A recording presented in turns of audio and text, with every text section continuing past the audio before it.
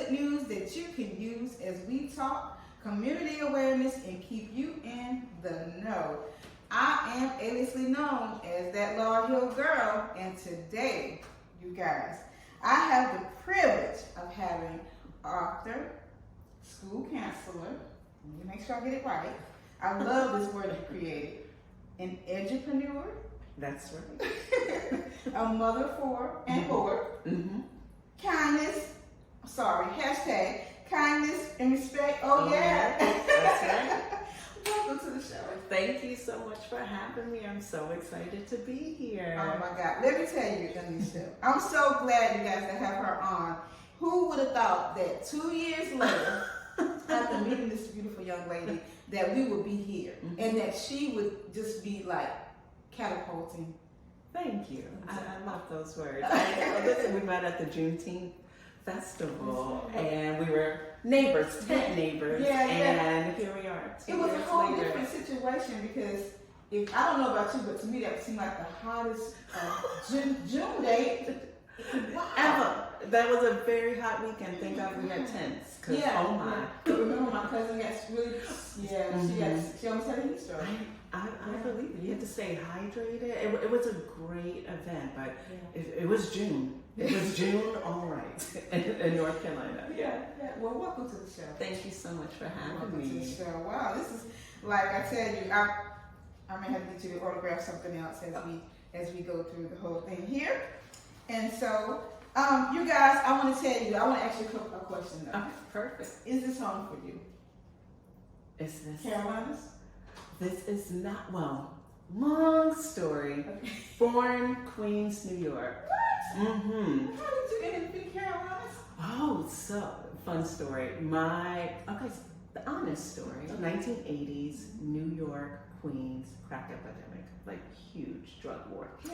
And my mom was like, I need to move my family. Yeah.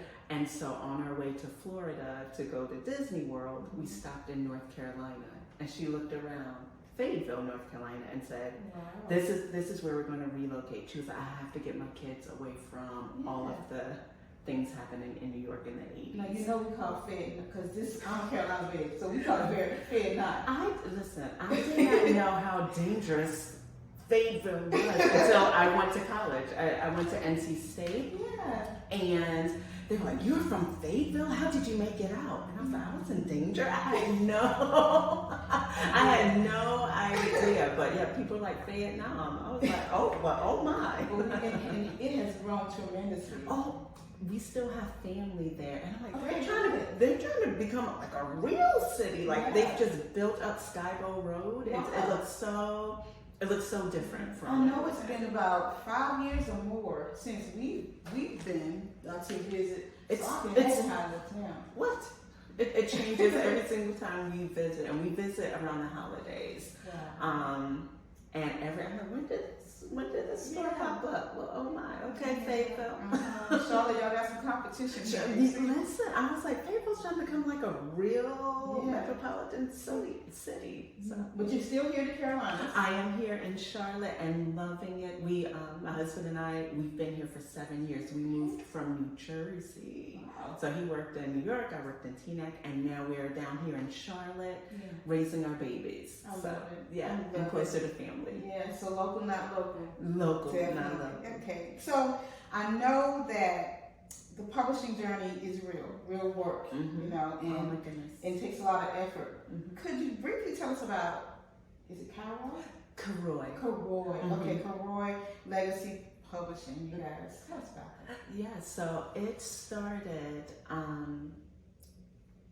was on Facebook during the pandemic, and the book publishing guru, Crystal Swain Bates, had an ad, and she was like, do you want to write a children's book? Join my masterclass, join this. And I was like, sure, why not? And I was so intrigued with the process that I eventually did sign up for her masterclass, and her masterclass was like, all right, now this is how you're going to do book publishing and make sure that your illustrations look great. And she literally went step by step on how to publish a book. And I was like, I was just going to write something as a school counselor. I wanted books that represented my students, that helped kids with social emotional learning. I never thought that this would turn into this 7 books. I never, and counting. It wasn't necessarily a hobby, but I was like, let's make it a real business. Karoy Legacy. I'm all about kindness and respect. So that's the acronym. Karoy, kindness and respect. That is my theme. That's what I'm known for. I'm the kindness and respect counselor. I'm like, let's just bring it full circle. So that's what Karoy really stands for. Kindness and respect. And we have like a whole cheer and everything. You gotta make it sound. Okay. Oh, I love that. Thank you for telling us about that. So now, when did you know it was time for you to write your first book? Well, okay. So it kind of goes back. The Holy Ghost is real. I will say that. When I was in New Jersey, 2012, there was an amazing show, Doc McStuffins, on Disney, and I was like, man, it would be great if we had like a character for social emotional awareness and mental health. And I was thinking maybe I could do a show, and I was like, no, Aniesha, your life is too busy. That was 2012. Then comes 2020. And I was thinking there is a need for positive Black and brown characters in social emotional learning books that teaches social skills, that teaches character traits. And so that's when I was like, do it scared. And you're going to hear that a lot. Do it scared. Who am I? I'm a school counselor. I'm not an entrepreneur. I'm not an author. But it was time, but under the guidance, once again, of Crystal Swing Bates. She was quite a motivator and encourager. And I was like, do it afraid. And here I am 3 years later. Wow. 3 years later. I'll tell you, I mean, we were so amped when we were at the Juneteenth event show. And so I was excited because, and your illustrator. Oh my goodness. Anastasia Rudik. I found her all the way in Ukraine. So let's see. Yeah, no, she got my character, and it's so funny because originally my first illustrator, I was like, that doesn't look like Queen Kia, but I'm a loyal person. I'm just gonna stick with it. And so I decided, you know what? No, let's just cut ties and let me keep on looking. Don't you know, like 2 days later, I found Anastasia. And I described my character, and she knocked it out of the ballpark. And I was like, and that is my illustrator. She got my Queen Kia. She's sassy, cute. I wanted her to have braids. I was adamant about her having braids, about her having brown skin like myself. And so she just got it. And I was like, we're going to roll with it. And with that being said, who is Queen Kia? Oh my goodness. This 9-year-old, she's a KIA, a know-it-all. So she is 9 years old. This girl right here, she thinks she knows everything. But she's a know-it-all. And believe it or not, her first name is Nakia, which is my middle name. So that's kind of like how I infused her in. But she just likes to help kids in a practical way. As a school counselor, I realized some of the books I was reading, I'm like, it's not really that practical. And I know kids learn from other kids. So that's how Queen Kia was born. I was like, she's a brown girl, smart, sassy, thinks she knows everything, but she really loves to help kids. So I counsel students through my character. Okay. So this is how the 8-step guide to friendships came about. Absolutely. I think adults need to read this. And to me, that's like the best compliment that I get. Is that adults are like, I need this. My middle schooler, when she was going into 6th grade, she was like, Mommy, I know this book is for kindergarten through 3rd, but she went through and she was like, okay, I can use this even for middle school. And I think that's the joy or the blessing of having a good book is that it attracts kids and it can be helpful for adults as well. So step one. Smile. And I always tell my kids, no mean mugging. Like if you want to have a friend, you can't have that grouchy face. And so that's one of the things, like have a pleasant face. Like I went into 2nd grade this week to do a lesson, And I was like, let me see your smile. And I'm like, not a cheesy smile, Yeah. but just a friendly smile. Look approachable. Yeah. And that is probably that's why has that as my first step. And number two. Number two, Say something. say something. And I always point to this because I do have some shy kids. Yeah. They don't know what to say. Yeah. And so I'm like, say something. Start with hi. You can talk about your favorite place to go. Yeah. You can talk about your favorite show. So that's the counselor in me. I'm like, here's some sentence starters. Let's practice. And then I have kids role play. Yeah. Like, how do you join in? How is she feeling? Once again, social awareness. And how can you join in? So I teach kids, how can you even start a conversation? Because believe it or not, with all this technology, I'm not going to get on my soapbox, but with all this technology, some kids have lost the ability to communicate effectively. True. And so I'm like, let me tell them where you can start. So you can start with hello. What's your name? Would you like to play? What's your favorite show?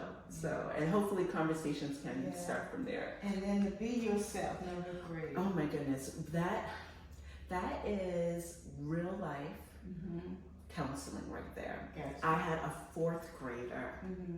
I keep on referring to my book, No, but my you- book really is based off of I love it. my counseling. Yeah. So there was a fourth grader who loved to play with dolls. And someone said, that's for babies. And all of a sudden she said, oh, never mind, I was just kidding. You're right, that is for babies. And I'm like, no, baby. Like, if you like playing with Barbie dolls, or if you like playing soccer, someone said, soccer is so lame. You need to play basketball. I was like, no. You like what you like. And don't change who you are to fit in. Your tribe will find you.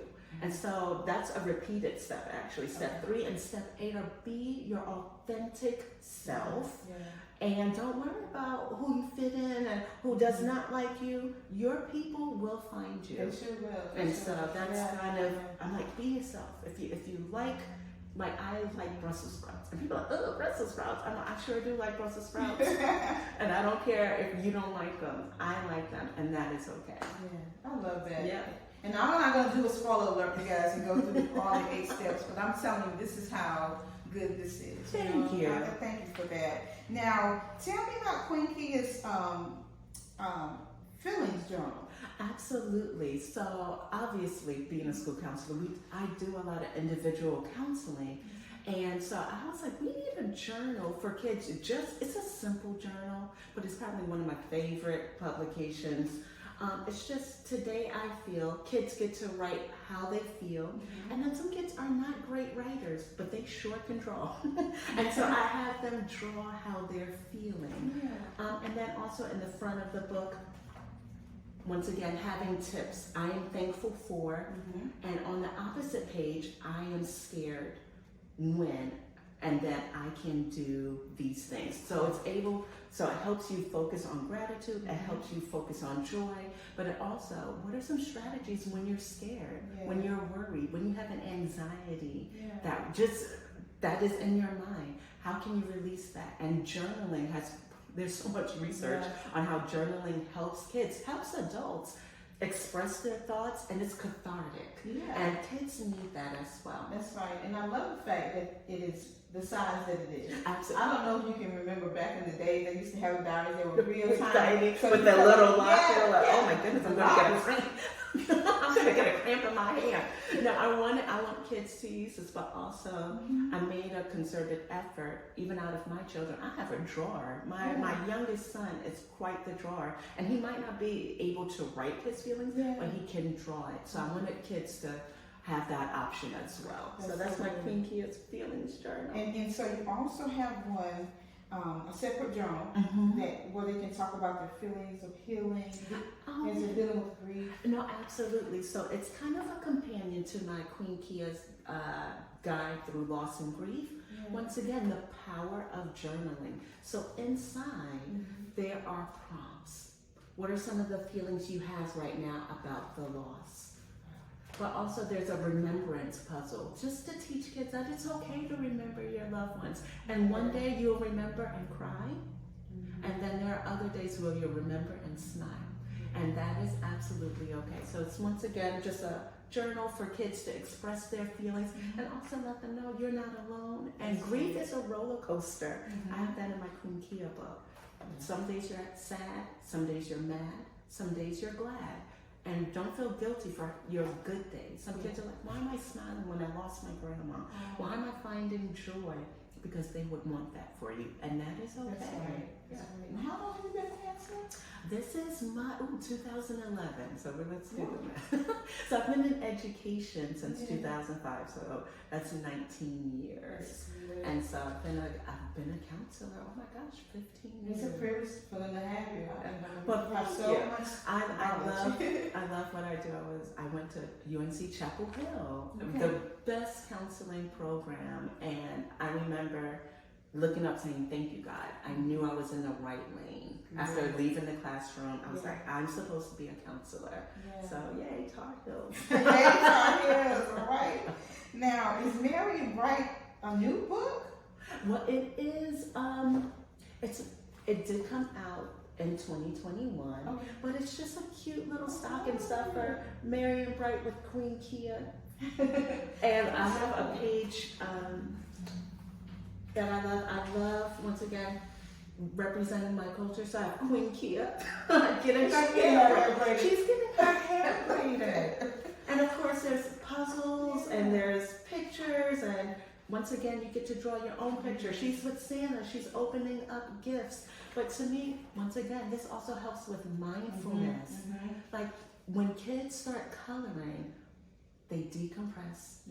It's easy and it's relaxing. That's right. And so here's coloring. It has so many benefits. Nothing is happenstance. I'm not just making journals or coloring books just because. It all ties into social skills and mindfulness and social emotional learning. And I have noticed in the last several years that, not to say the coloring books left out of style, but they've come back with comeback, even for adults. Oh my goodness. You can go in Hobby Lobby and just go crazy. One of my favorite ones are when you get to color the scriptures or whatever. So you're being ministered to as you decompress and you color. Like, some people might be like, well, I'm a grown woman. But when you start coloring, it just brings you calm, it brings you peace. And with everything going on, even as an adult, we need that relief as well. That's right, that's right. I love that. I love it so much. And so I also love that you give out, you got the coloring sheet. I do. And I love the word search. On friendship too. On friendship. And I should have showed you my friendship bingo when I do author visits, because I want to reiterate. I don't want to just read them a story, but I want to reiterate what are some character traits of a good friend. And one of my favorite pages in this book is this last page where you get to write, what kind of friend are you? And so she's kind, intelligent, amazing for KIA. And so I have kids really sit and reflect, well, you want to make a friend, but are you even a good friend? But also identify your strengths. Like, what do you bring to the table as a friend? That's right. So true. Yeah. Kindness and respect. Kindness and respect. Oh, yeah. Wow. Now, I saw your interview with WCNC. And so tell us, how have you been closing the diversity gap with your children's books? Absolutely. I feel just something as simple as having a Black and brown protagonist. There's this infographic where in 2018 it said 50% of books out feature Caucasians. I think then it's like 27% feature animals. Wow. And then 10% is African Americans. And I'm like, well, surely that doesn't represent America. And so we just need more books that show us in a positive light. My boys, I have 3 boys, and my next character is Kaman. One of the things that I am adamant about is showing a positive Black and brown boy. Like, they exist. I know the news want to paint us in a different type of light, but I feel a burden. It's not a burden, but I just feel like I need to show my sons, you are fearfully and wonderfully made. You are a leader. You are smart. You are kind. You are generous. Yes. I don't care what they say about you, but and not only coming from me, but let me write a book demonstrating a Black boy joy. So we are closing the gap, and this is one of the ways I try to close the gap, especially with social skills and mental health. Yeah, so share with us about the social emotional learning. Is this a week-long thing? Mm-hmm. Okay. Absolutely. So I'm very much into, as a counselor, social emotional learning, which has been considered for years soft skills. When you think about school, it's all about reading, writing, and arithmetic. And I'm like, listen, that's good. Yes, we need reading, writing. Yeah. But if you don't know how to control your emotions, if you don't know how to communicate, if you don't know how to collaborate and teamwork, how much learning are we going to do? If you have a worry or an anxiety in your mind, you saw parents arguing, and that stays with you. And you want me to learn science? No.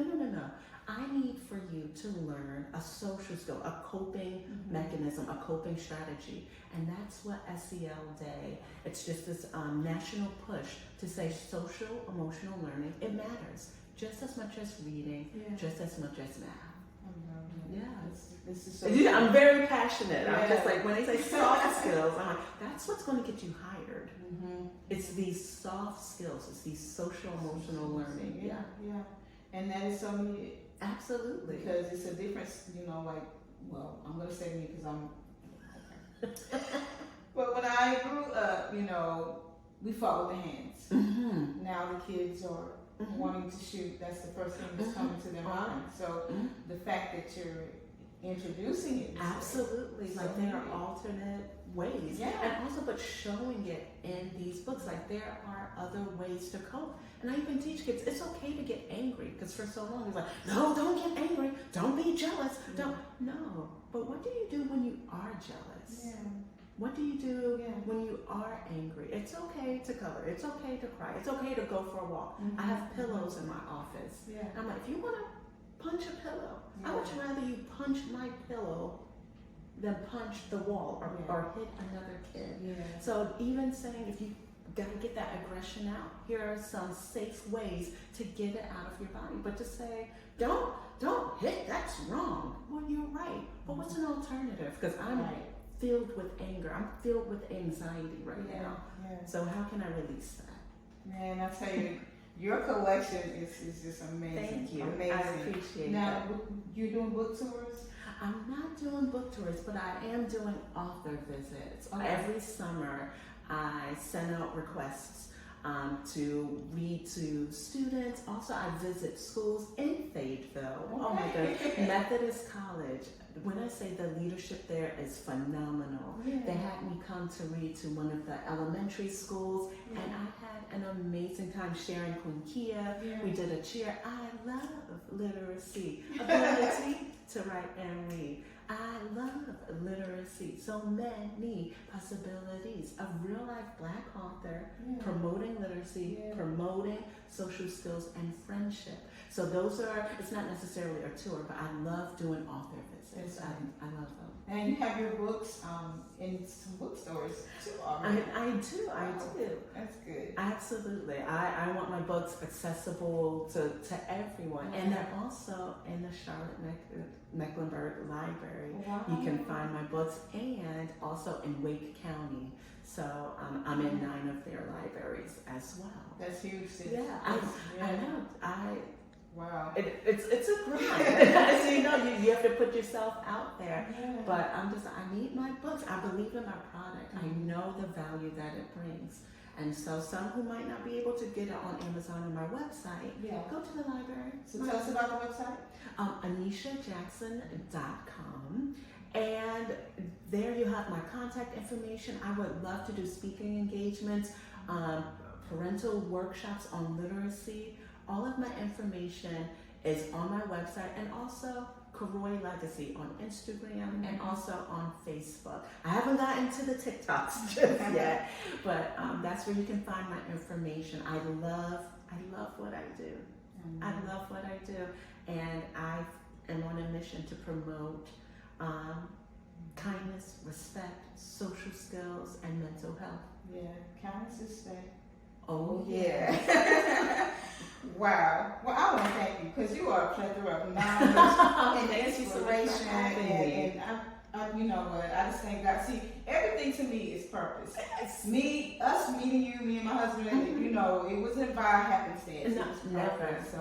I don't believe in happenstance. I would love you to come back on. No, invite me on. We can talk mental health. We can talk about getting ready for school. We can talk social skills. There's so many different things that we can talk about. That's right. I would be honored. Yeah, I would be honored. We're gonna get together. Absolutely. Because I know some other authors, children authors too. Mm-hmm. You know. And so do I. There's a nice community in Charlotte where I already can think of 4 who are magnificent. I love collaborating with them. Randy Smith, oh my goodness, Chris Singleton are absolutely amazing authors, and they're creating their own lane. Yeah. And yeah. No, we will have to figure it out. We'll figure it out. That's right. Yeah. That's right. November is Family Literacy Month. So even if we organize something in November, that is something that I'm sure they would love to do. And that's a great month because other than Thanksgiving, we need something to do. We need something to do other than eating. Other than eating, but it's promoting literacy. It's not just about promoting our books, but promoting the joy of reading as well. Yeah. And I'm loving the fact, you know, with the podcast because it's making me read. I like to read the books before I'm interviewing anybody. Absolutely. You know, it makes more sense to me. Yeah. So it's helping me, you know, get my mind right. And listen, but I admire you starting a podcast. I'm still nervous about going into the space of YouTube. And you're on YouTube and you're on the social media, and I'm just like you can do it, Aniesha. Looking at you, I'm like, you can't do it. Just do it scared. Do it scared. Do it That's scared. right. It doesn't have to. Don't second guess it. You don't have to be perfect. That's right. Just do it. Yeah. So after this, I'm gonna hopefully this summer YouTube channel coming. Yes. Yeah, forward. Yeah. And then we'll do an introduction for you. Listen, I would absolutely. But it's all about collaboration. Right. We need each other. We It's need community. each other. I love It's community. that. That's right. It's community, and I'm big on community. Yes. All right, family, you heard it. Local, not local, but famous around these parts. Famous. You guys, thank you so much. And if you want to continue getting content such as this, make sure you subscribe to the channel. We want to grow the channel. It's important. It's important because we need to continue to move our futures forward. Absolutely. But thank you so much. You guys be blessed.